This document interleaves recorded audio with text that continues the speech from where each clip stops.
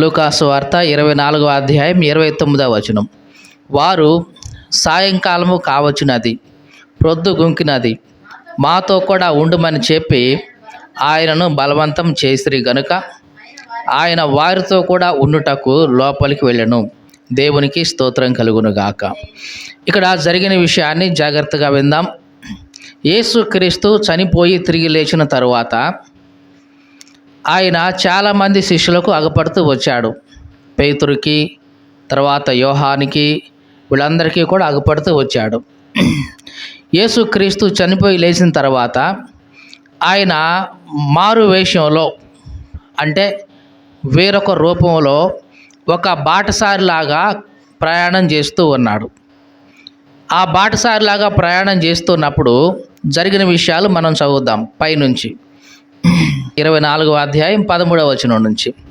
ఇదిగో, ఆ దినమందే వారిలో ఇద్దరు యెరూషలేమునకు ఆమడ దూరములో ఉన్న ఎమ్మాయి అని ఒక గ్రామమునకు వెళ్ళుచు జరిగిన ఈ సంగతులన్నిటిని గూర్చి ఒకరితో ఒకరు సంభాషిస్తూ ఉన్నారు. చూడండి, యెరూషలేముకు ఆమడ దూరంలో ఉంది ఎమ్మాయి అనే గ్రామం.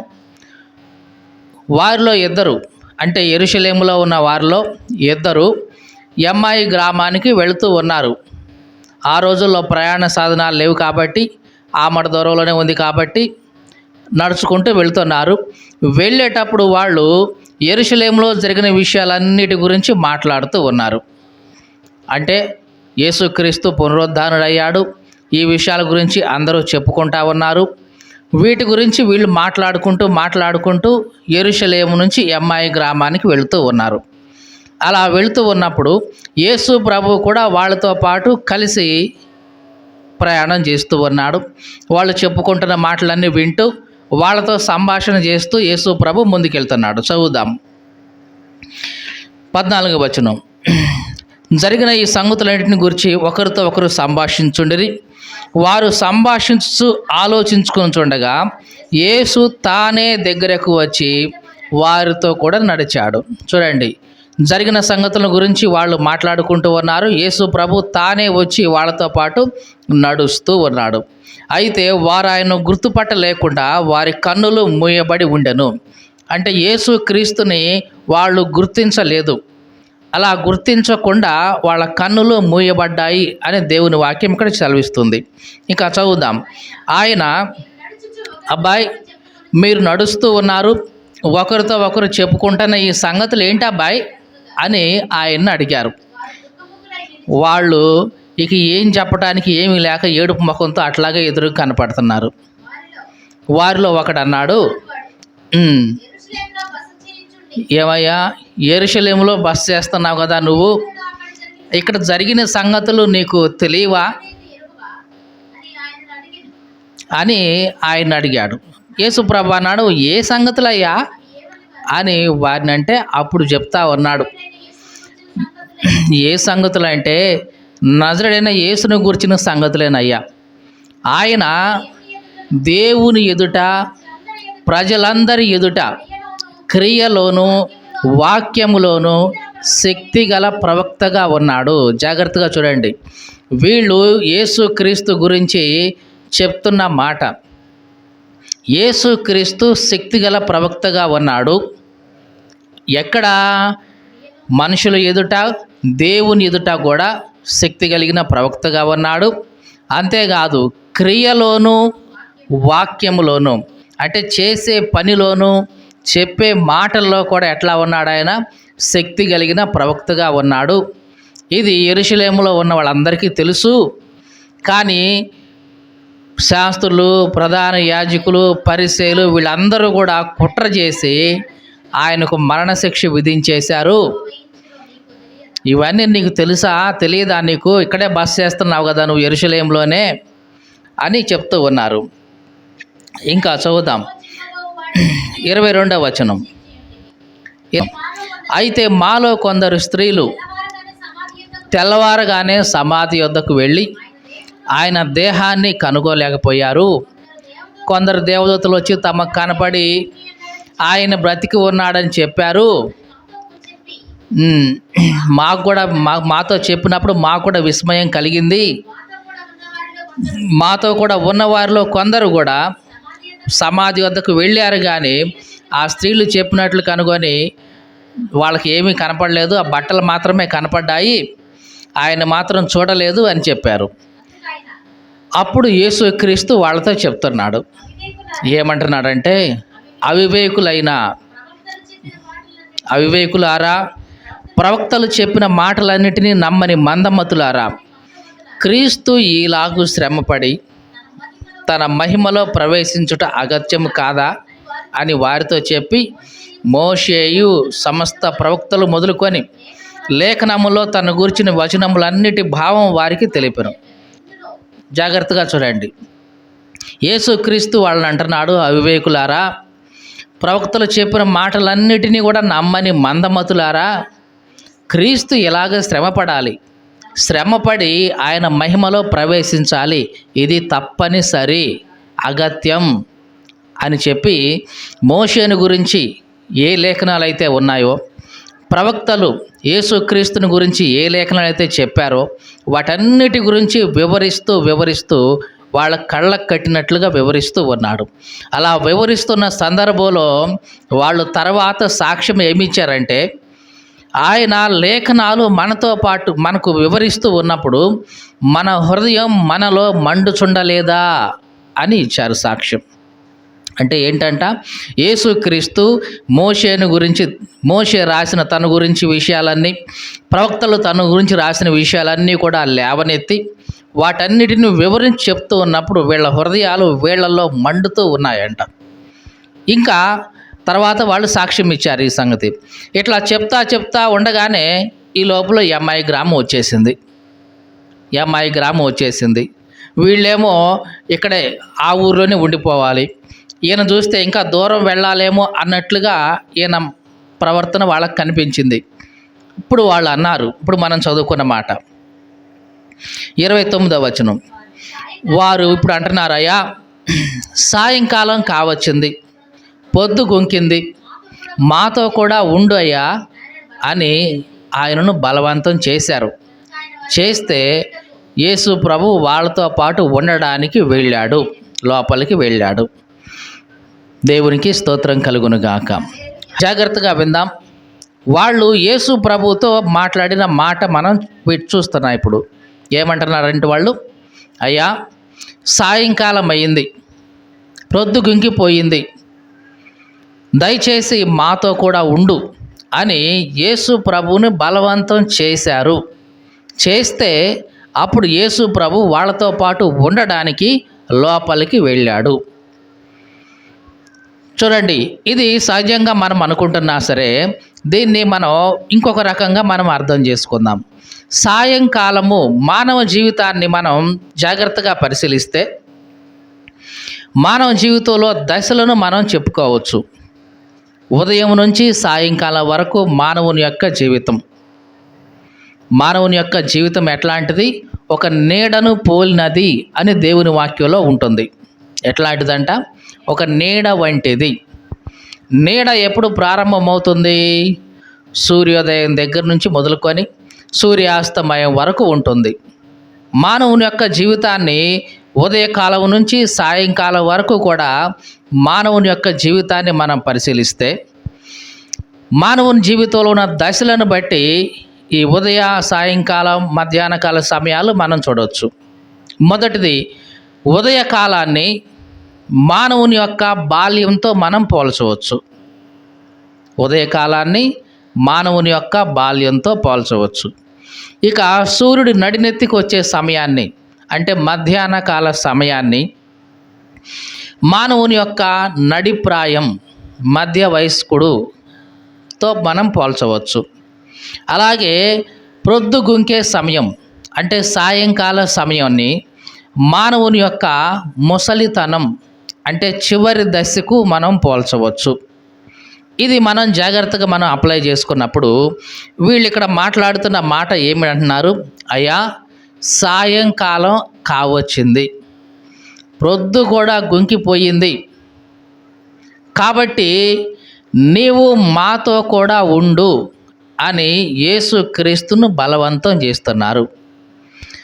ఇది మనం జాగ్రత్తగా ప్రతి ఒక్కళ్ళు కూడా చేయాల్సింది ఈ లోకంలో.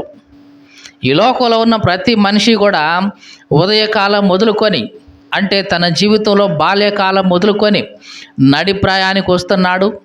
అక్కడి నుంచి ప్రొద్దుగుంకే సమయానికి, అంటే సాయంకాలానికి చేరుకుంటున్నారు. కానీ ఈ మధ్యలో ఎప్పుడైనా నీ జీవితంలో, అది బాల్యకాలమే కానీ, కౌమార దశే కానీ, నడిప్రాయమే కానీ, నడి వయసు దాటిపోయిన తర్వాతనే కానీ, లేక కనీసం వృద్ధాప్య ఛాయలు దగ్గర పడిన తర్వాత అన్నా, లేదా మరణానికి దగ్గరగా సమీపిస్తున్న సమయంలోనైనా, ఎప్పుడైనా నీ జీవితంలో దేవా నాతో కూడా ఉండు నాయనా అని ఎప్పుడైనా యేసుక్రీస్తును అడిగామా?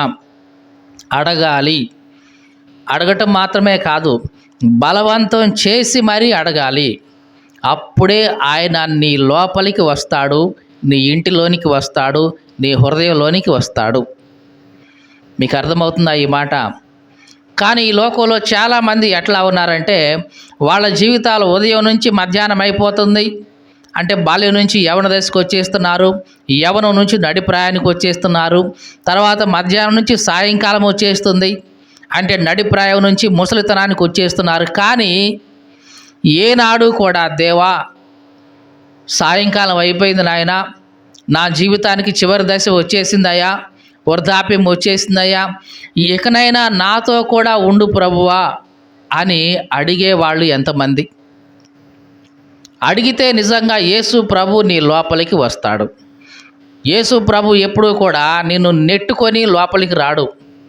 నీ ఇష్టం లేకుండా ఆయన బలవంతంగా లోపలికి వచ్చే మనసు ఆయనకి లేదు. అదే అపవాది అయితే గనక అట్లా ఉండదు. అపవాదికి నీవు అవకాశం ఇచ్చినా ఇవ్వకపోయినా వాడు కొంచెం సందు చూసుకొని బలవంతంగా లోపలికి వచ్చేస్తాడు. కానీ ప్రభువు అట్లా కాదు. ఆయన నీ హృదయపు తలుపు తడతాడు. నీవు ఆయన స్వరాన్ని విని తలుపు తీసి ఆహ్వానిస్తేనే ఆయన వస్తాడు. అంతే తప్ప నెట్టుకొని లోపలికి రా అని అంటే రాడు ఆయన. మీకు అర్థమవుతుందా ఈ మాట? దేవుని వాక్యంలోంచి ఒక మాట చూద్దాం. ప్రకటన గ్రంథం 3వ అధ్యాయం 20వ వచనం. ఇదిగో నేను తలుపు నొద్ద నిలుచుండి తట్టుచున్నాను, ఎవడైనను నా స్వరము విని తలుపు తీసిన ఎడల నేను అతని వద్దకు వస్తాను, అతనితో నేను, నాతో కూడా అతడు భోజనం చేస్తాము. దేవునికి స్తోత్రం కలుగునుగాక. ఇది యేసుక్రీస్తు యొక్క మనస్తత్వం. ఆయన నీ హృదయపు తలుపు తడుతూ ఉంటాడు. సువార్త ద్వారా, దేవుని మాటలు నీకు వినిపించడం ద్వారా, దేవుని వాక్యం నీ దగ్గరికి వచ్చేలాగా చేయడం ద్వారా నీ హృదయపు తలుపు ఆయన తడుతూ ఉంటాడు. నీవు గనుక ఆయన స్వరాన్ని విని, ఇదిగో దేవుడు నాతో మాట్లాడుతున్నాడు ఈ సమయంలో, దేవుడు నన్ను పిలుస్తున్నాడు ఈ సమయంలో అని నువ్వు ఆయన స్వరాన్ని విని నీ హృదయపు తలుపు తీసి ఆయనకు స్వాగతం పలికితే అప్పుడు ఆయన లోపలికి వస్తాడు. లోపలికి వచ్చిన తర్వాత ఆయన నీతో పాటు విందు చేయడానికి, భోజనం చేయడానికి కూడా సిద్ధంగా ఉంటాడు. దేవునికి స్తోత్రం కలుగునుగాక. కాబట్టి యేసుక్రీస్తు నీ జీవితంలోకి రావాలంటే నీవు ఆయన్ని స్వాగతిస్తేనే వస్తాడు. ఎలా అంటున్నాం? స్వాగతిస్తేనే వస్తాడు తప్ప బలవంతం చేత రాడు, తనకై తాను నెట్టుకొని రాడు. ఇక్కడ శిష్యులు ఇదే అడుగుతా ఉన్నారు, దేవా మా జీవితం ఉదయకాలం అయిపోయింది, మధ్యాహ్న కాలం అయిపోయింది, ఇప్పుడు సాయంకాలం కూడా వచ్చేసింది, ప్రొద్దు గుంకే సమయం వచ్చింది, అంటే మా మరణ దశ కూడా వచ్చేసింది. ఈ సమయంలో దేవా మాతో కూడా ఉండు నాయనా అని బ్రతిమలాడుతున్నారు. ఈ మాటలు వింటున్న నా ప్రియ సహోదరి సహోదరుడా, నీ జీవితంలో ఎంత సమయం అయిపోయిందో, బహుశా సాయంకాల సమయం వచ్చిందేమో, వృద్ధాప్య ఛాయలు వచ్చేసాయి, ప్రొద్దు గొంకే సమయం, అంటే కొంచెం ఉంటే ప్రొద్దు పోయి ఎక్కడ పడుతుంది? కొండలో పడుతుంది మన భాష ప్రకారం. అంటే నీ ప్రాణం కూడా వెళ్ళి ఎక్కడ పడుతుంది? ఇక ఆ గోతిలో పడే సమయం వచ్చేసింది. ఈ సమయంలో అయినా శిష్యుల్లాగా నీవు నేను ఏం చేయాలి? అయ్యా మాతో కూడా ఉండు నాయనా అని ఆయన్ను బలవంతం చేయాలి. బలవంతం చేస్తే అప్పుడు యేసు ప్రభు లోపలికి వచ్చాడు. యేసు ప్రభు లోపలికి వచ్చిన తర్వాత ఏం చేశాడో జాగ్రత్తగా చూడండి. యేసు ప్రభు వాళ్ళతో కూడా ఉండటానికి లోపలికి వెళ్ళాడు. వెళ్ళి వాళ్ళు భోజనం చేస్తూ ఉన్నప్పుడు యేసు ప్రభు ఒక రొట్టెను పట్టుకొని కృతజ్ఞతాస్తుతులు చెల్లించి విరిచాడు. విరిచిన తరువాత వాళ్ళ కళ్ళు తెరవబడ్డాయి. దేవునికి స్తోత్రం కలుగునుగాక. ఎప్పుడు వాళ్ళ కళ్ళు తెరవబడ్డాయి? నడుస్తూ ఉన్నప్పుడు వాళ్ళు గుర్తించలేదు, వాళ్ళ కళ్ళు మూయబడ్డాయి. అయ్యా లోపలికి రాయ్యా అన్నప్పుడు కూడా వాళ్ళ కళ్ళు అట్లాగే ఉన్నాయి. ఒక బాటసారిలాగానే అనుకున్నారు. బలవంతం చేశారు, అయ్యా ఉండు, ఇప్పుడు దాకా మాకు ఎన్నో విషయాలు బోధించావు, ఎన్నో విషయాలు చెప్పావు, కాబట్టి ఎక్కువ దూరం పోయేటట్టుకున్నావు కదా, ఈ రాత్రి మాతో పాటు ఉండని బలవంతం చేసి లోపలికి తీసుకెళ్లారు. భోజనం దగ్గర కూర్చున్నప్పుడు ఆయన కృతజ్ఞతాస్తులు చెల్లించి రొట్టె విరిచినప్పుడు అప్పుడు వాళ్ళ కళ్ళు తెరవబడ్డాయి. ఆయనను గుర్తించగలిగారు. దేవునికి స్తోత్రం కలుగునుగాక. ఈ మాటలు వింటున్న ప్రియ సహోదరి సహోదరుడా, యేసుక్రీస్తు నీ హృదయం లోపలికి వచ్చినప్పుడు నీకు జరిగే మేలు ఏమిటంటే నీ కళ్ళు తెరవబడతాయి. మీ కళ్ళు ఏమవుతాయి? తెరవబడతాయి. మరి అప్పటిదాకా నీ కళ్ళు మూయబడి ఉంటాయి.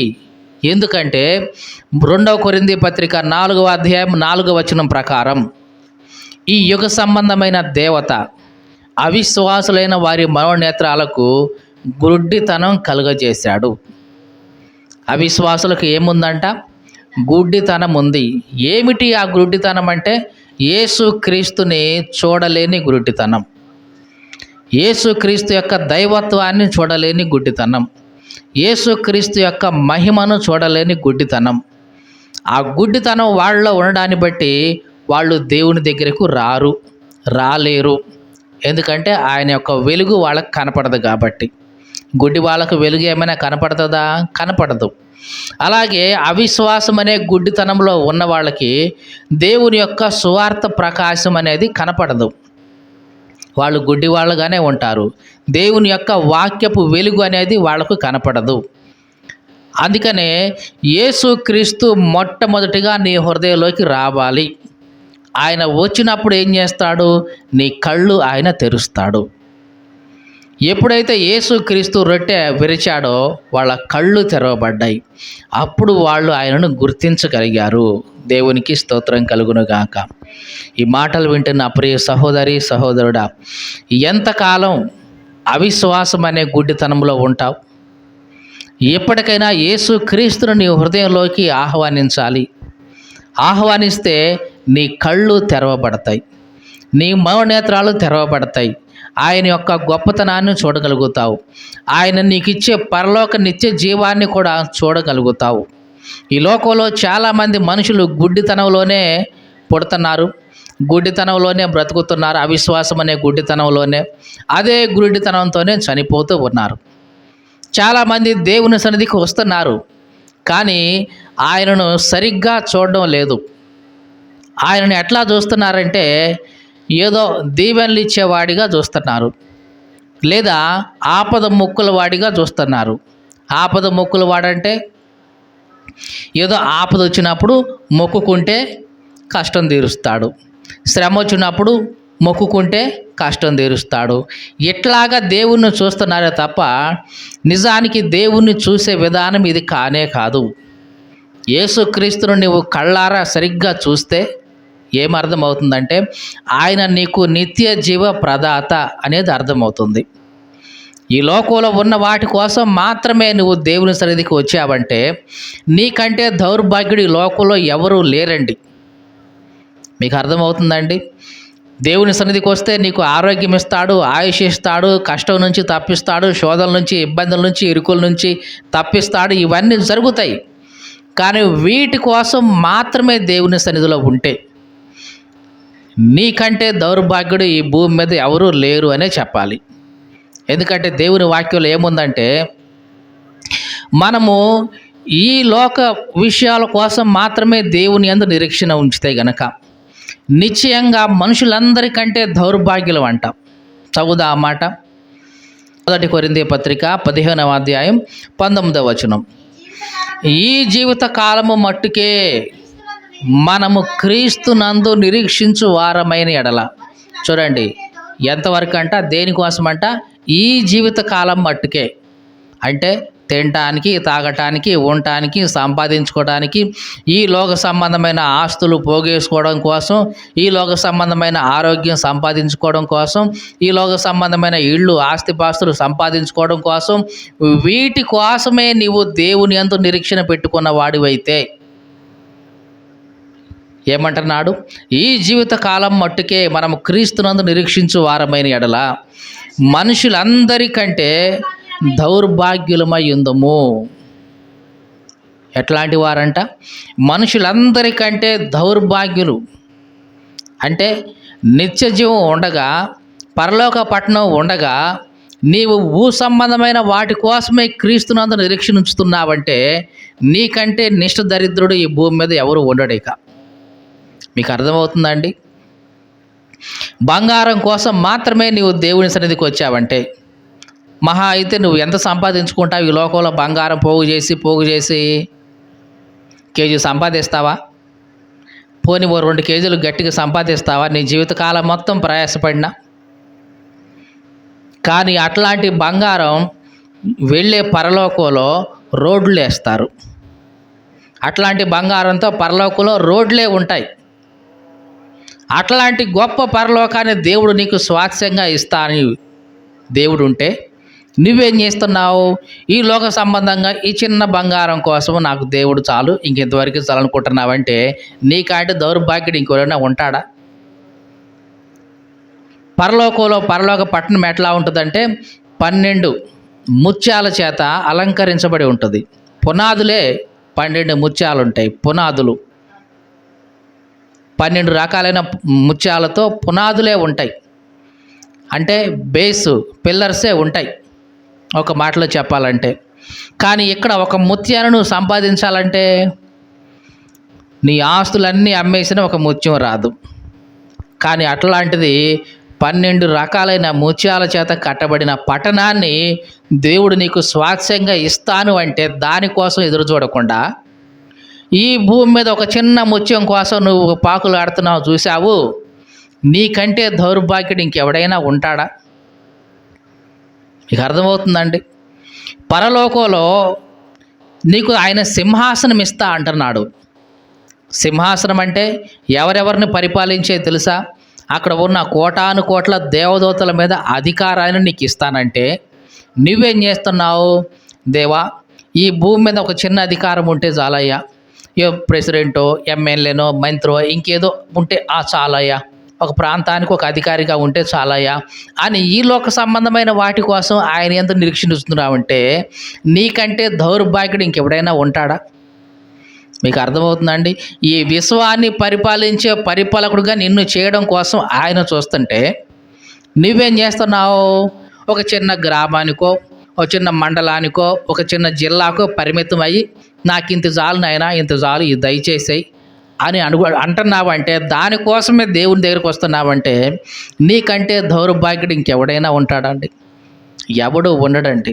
ఇది ఎట్లాంటిదంటే కోట్ల ఆస్తి నీకు ఇవ్వజూపుతా ఉంటే ఆయన దగ్గరికి వెళ్ళి, అయ్యా నాకు 10 రూపాయలు ఇయ్యి నాయనా, చాలే ఇంతకంటే అని నువ్వు అంటున్నావంటే నీకంటే దౌర్భాగ్యుడు ఇంకెవడైనా ఉంటాడా? మీకు అర్థమైందండి ఈ మాట? విశ్వానికి నిన్ను అధిపతిగా ఆయన చేద్దామంటే నువ్వేమంటున్నావు? ఓ చిన్న ప్రాంతానికి అధిపతిని చేరినా అంతే చాలు, ఇంకేం వద్దు అని అంటున్నావంటే నీకంటే దరిద్రుడు ఎవరైనా ఉన్నారా? అరే, బంగారంతో వేసిన రోడ్లు ఉన్నాయి అక్కడ, వాటి మీద హ్యాపీగా నడుస్తాను రమ్మని అంటే నువ్వేం చేస్తున్నావు? ఈ లోకంలో ఇంత చిన్న బంగారం కోసం దేవుడా నాకు ఇది జాలే నాయనా, ఇంతే జాలంటున్నావంటే చూడండి ఎంత మనిషి యొక్క నైజం ఎంత దిగజారిపోతుందంటే దేవుని కోసం నిత్య జీవాన్ని దాని గురించిన ఆలోచన ప్రక్కన పెట్టి ఈ లోక సంబంధమైన వాటి కోసమే, మీకు అర్థమవుతుందండి, ఈ లోక సంబంధమైన వాటి కోసమే ప్రభు దగ్గరికి వస్తున్నావంటే నిజంగా నీకంటే దౌర్భాగ్యుడు ఈ లోకంలో ఎవరూ లేరండి, ఎవరూ లేరు. అందుకనే దేవుని వాక్యంలో దేవుడు అంటున్నాడు, నా దగ్గరకు రా, నేను నీ కళ్ళు తెరుస్తా. కళ్ళు తెరిస్తే ఏమవుద్ది? ఈ లోకంలో ఉండేదానికంటే కూడా పరలోకంలో ఎంత విలువైందో, అక్కడ ఎంత మహిమ ఉందో నీకు తెలుస్తుంది అంటాడు. నీకు అర్థమవుందా? యేసుక్రీస్తు నీ హృదయం లోపలికి వచ్చి నీ కళ్ళు తెరిస్తే ఈ లోకంలో ఉన్న మహిమ కంటే కూడా పరలోకపు మహిమ కొన్ని కోట్ల రెట్లు పెద్దది అనే విషయం నీకు అర్థమవుతుంది. యేసు ప్రభువుకి ఒకసారి సాతానుడు ఈ లోక మహిమ అంతటిని చూపించాడు. తెలుసా అండి? ఈ లోక మహిమ అంతటిని చూపించి, నువ్వు సాగిలపడి నాకు నమస్కారం చేస్తే ఇదంతా నీదే అన్నాడు. చౌదా ఆ మాట, లూకాసు వార్త 4వ అధ్యాయం 5 నుంచి. అప్పుడు అపవాది ఆయనను తీసుకొని పోయి భూలోక రాజ్యాలన్నిటినీ, జాగ్రత్తగా చూడండి, అపవాది యేసుక్రీస్తును తీసుకుని వెళ్ళి భూలోక రాజ్యాలన్నిటినీ చూపించాడు. ఎంత టైంలో? 1 నిమిషంలో చూపించాడు. అంత తక్కువ టైంలో ఈ భూలోక రాజ్యాలన్నిటినీ ఎట్లా చూపించగలిగాడు? అంటే ఎంత ఫాస్ట్గా తిప్పాడో. మరి అంత ఫాస్ట్గా తిప్పే మరి తిరిగే మనిషికి ఏమైనా కనపడాలా? అంటే తిప్పే కెపాసిటీ ఆయనకు ఉంది, తిప్పినా సరే చూడగలిగిన ఆ సామర్థ్యం యేసు ప్రభువుకి ఉంది. కాబట్టి ఇద్దరు కూడా అవి చూడగలిగిన వాళ్ళు కాబట్టి చూశాడు యేసుక్రీస్తు మొత్తం. చూసినప్పుడు ఏమంటున్నాడు చదువుదాం. ఈ అధికారమంతయు ఈ రాజ్యముల మహిమయు నాకు అప్పగించబడి ఉంది, అది నాకు అప్పగించబడి ఉంది. అది ఎవనికి నేను ఇయ్యగోరుదునో వానికి ఇస్తాను. కాబట్టి నీవు నాకు మొక్కితివా, ఇదంతా నీదే అవుతుంది. చూడండి, ఈ లోక రాజ్యాలని, వాటి మహిమను, వాటి గొప్పతనాన్ని అది చూసావా? ఆ సింహాసనం ఎంత ఉందో, ఆ రాజ్యం ఎంత ఉందో చూసావా? అది చూసావా? ఇది చూసావా? అన్నీ చూపించి ఇదంతా నాకు అప్పగించబడింది అంటే ఇదంతా నాది అనట్లేదు. మీకు అర్థమైందా? అపవాది ఇదంతా నాది అనట్లేదు, వాడిది కాదు, అది వాడికి అప్పగించబడింది. ఎవరు అప్పగించారు? మానవుడే. మొట్టమొదటిగా అపవాది యొక్క మాట విని దేవుడు తనకిచ్చిన అధికారాన్ని, ఆ మహిమను ఎవరికి అప్పగించాడు? అపవాదికి అప్పగించాడు. అప్పటి నుంచి వాడు అదే అంటాడు, ఇది నాకు అప్పగించబడింది. నాది అనడు, ఎందుకంటే వాడు సంపాదించింది కాదు, ఇది నాకు అప్పగించారు ఇళ్ళు. కాబట్టి నేను ఎవరికైనా ఇవ్వాలనుకుంటే ఇచ్చేస్తా, నేను దీన్ని, నువ్వు నాకు మొక్కితే ఇదంతా నీకు ఇచ్చేస్తా. ఈ లోక మహిమ, ఈ లోక రాజ్యాలను చూపించి. కానీ యేసుక్రీస్తు అన్నాడు, ఒరే అబ్బాయి పిచ్చోడా, ఈ లోక రాజ్యాల కంటే నేను నివసిస్తున్న పరలోక రాజ్యపు మహిమ కొన్ని కోట్ల రెట్లు ఉంటుంది అని యేసు ప్రభువుకు తెలుసు ముందే. చూడండి యేసు ప్రభు ఏమంటున్నాడో, నీ దేవుడైన యెహోవాకు మ్రొక్కి ఆయనను మాత్రమే సేవించాలని రాయబడి ఉంది, జాగ్రత్త. చూడండి, అపవాదికి మొక్కితే మహా అయితే ఈ లోక రాజ్యమే వస్తుంది. కానీ నీ దేవుడైన యెహోవాకు మ్రొక్కితే, అంటే దేవునికి మాత్రమే మ్రొక్కితే ఏమొస్తుంది? పరలోక రాజ్యపు మహిమ అంతా కూడా యేసుక్రీస్తుదే. దేవునికి స్తోత్రం కలుగునుగాక. హల్లెలూయా. ఆనాడు యేసుక్రీస్తుకు అట్లాంటి ఆఫర్ చూపించిన అపవాది ఈనాడు నీకు నాకు కూడా ఇదే ఆఫర్ చూపిస్తూ ఉంటాడు. నువ్వు నాకు మొక్కితే, అంటే ఈ లోకమంతా నీకు ఇచ్చేస్తా, అధికారం నీకు ఇస్తా, బలము నీకు ఇస్తా, డబ్బు నీకు ఇస్తా, సంపద నీకు ఇస్తా, ఆశీర్వాదం నీకు ఇస్తా, ఇదంతా నీకే ఇస్తా, నువ్వు నాకు మొక్కితే. మొక్కుతావా అంటాడు. కానీ మనిషి ఏం చేస్తున్నాడంటే, అవునా ఇస్తావా, అయితే నీకే మొక్కుతా అని అపవాదికి దాసోహం అవుతున్నాడు మానవుడు. నిజానికి కళ్ళు తెరచి చూస్తే అపవాది మనకి ఇచ్చే ఆ ఈ లోక రాజ్య సంబంధమైన మహిమ, అధికారం, సింహాసనం, ఆశీర్వాదం, సంపద కంటే కూడా పరలోకంలో కొన్ని కోట్ల రెట్ల విలువైన మహిమ ఉంది. మీకు అర్థమైందండి? పరలోకంలో కొన్ని కోట్ల రెట్ల మహిమ దేవుడు నీకు ఇవ్వడానికి సిద్ధంగా ఉన్నాడు. అంతా కూడా నువ్వు ఎప్పుడు చూడగలుగుతావు? ఇదంతా కూడా ఎప్పుడు చూడగలుగుతావు? ఈ లోక రాజ్యం మహిమ కంటే పరలోక రాజ్యం మహిమ కొన్ని కోట్ల రెట్లు విలువైందన్న సంగతి ఎప్పుడు చూడగలుగుతావంటే యేసుక్రీస్తు నీ కన్నులు తెరచినప్పుడు. ఎప్పుడు? యేసుక్రీస్తు నీ కన్నులు తెరచినప్పుడు. కాబట్టి ఆయన నీ కన్నులు తెరవాలంటే ఆయన నీ హృదయం లోపలికి రావాలి. ఆయన నీ హృదయం లోపలికి రావాలంటే నీవు ఆయన్ను బ్రతిమలాడుకోవాలి. ప్రభువా, నా హృదయం లోపలికి రానాయనా అని. ఈ శిష్యులు అదే చేశారు. అయ్యా, సాయంకాలం అయిపోయింది, పొద్దు గొంకింది, తండ్రి ఇక మాతో పాటు ఉండు అని ఆయన్ను బలవంతం చేస్తే అప్పుడు యేసుక్రీస్తు వాళ్ళతో పాటు ఉండటానికి లోపలికి వెళ్ళాడు. యేసుక్రీస్తుని ఎప్పుడైతే లోపలికి ఆహ్వానించారో వాళ్ళ కళ్ళు తెరవబడ్డాయి, ఆయన్ను గుర్తించగలిగారు. ఈ మాటలు వింటున్న ప్రియ సహోదరి సహోదరుడా, నీ జీవిత కాలంలో ఉదయం అయిపోయిందా? మధ్యాహ్నం కూడా అయిపోయిందా? సాయంత్రానికి వచ్చేసావా? ముసలితనానికి వచ్చేసావా? పొద్దు గొంగటానికి సిద్ధంగా ఉందా? మరణం సమీపంగా ఉందా? ఎప్పటికైనా మించిపోయింది లేదు. ఆయన్ని బలవంతం చెయ్యి. దేవా, నా హృదయంలోనికి రా ప్రభువా అని బలవంతం చెయ్యి. నా జీవితంలోనికి రా నాయనా అని ఆయన తొందరపెట్టు. ఆయన నీ జీవితంలోకి వస్తే, నీ హృదయంలోనికి వస్తే నీ కళ్ళు తెరవబడతాయి, నీ గుడ్డితనం పోతుంది, ఈ లోక సంబంధమైన అంధకారం అనేది పోతుంది. ఆత్మీయంగా నీవు కళ్ళు తెరుచుకుంటావు, ఆత్మ లోకాన్ని చూడగలుగుతావు. ఈ లోకం యొక్క మహిమ కంటే ఆ లోకం యొక్క మహిమ కొన్ని కోట్ల రెట్లు గొప్పది అనే సంగతి నువ్వు ఎరుగుతావు. అలా ఎరిగినప్పుడు ఈ లోకంలో ఉన్నవన్నీ కూడా నువ్వు పెంటతో సమానంగా భావిస్తావు. పౌలు అదే చేశాడు. యేసుక్రీస్తు కోసం ఎరగడం కోసం, ఆయన పునరుద్ధాన బలాన్ని ఎరగడం కోసం, ఇదిగో నాకున్నవన్నీ కూడా నష్టపరుచుకొని సమస్తాన్ని పెంటతో సమానంగా ఎంచుకున్నాను అన్నాడు. అంటే ఈ లోకం యొక్క సంపద ఇవన్నీ కూడా ఎట్లా ఉంటాయి? అప్పుడు ఇవన్నీ పనికి రానివి, చెత్త అని అర్థమవుతుంది. యాత్రికుని ప్రయాణం అనే ఒక పుస్తకం ఉంది, జాన్ బనియన్ అని రాసిన వ్యక్తి. అక్కడ ఒక ఉపమానం ఉంటుంది. ఆ ఉపమాన భావాన్ని అక్కడ ఉన్న భావ సూచకుడు యాత్రికుడికి వివరిస్తాడు. ఏమిటి అక్కడ జరిగే విషయం అంటే, ఒక వ్యక్తి ఒక పెద్ద చీపురు తీసుకొని, పొలిగేట్ లాంటిది, అక్కడ ఉన్న చెత్త అంతా పోగు చేస్తూ ఉంటాడు. ఒక దేవదూత అతనికి పైగా ఎగురుతూ అబ్బాయి ఒకసారి తల పైకెత్తు, కిరీటం పెడతాను, తల పైకెత్తు, కిరీటం పెడతాను అని ఎగురుతూ పిలుస్తూ ఉంటుంది. కానీ ఆ చెత్త పోగు చేసుకుంటున్న వ్యక్తి ఎంతసేపటికి పైకి చూడడు, కిందకే వంగి ఆ చెత్త అంతా పోగు చేస్తూ ఉంటాడు.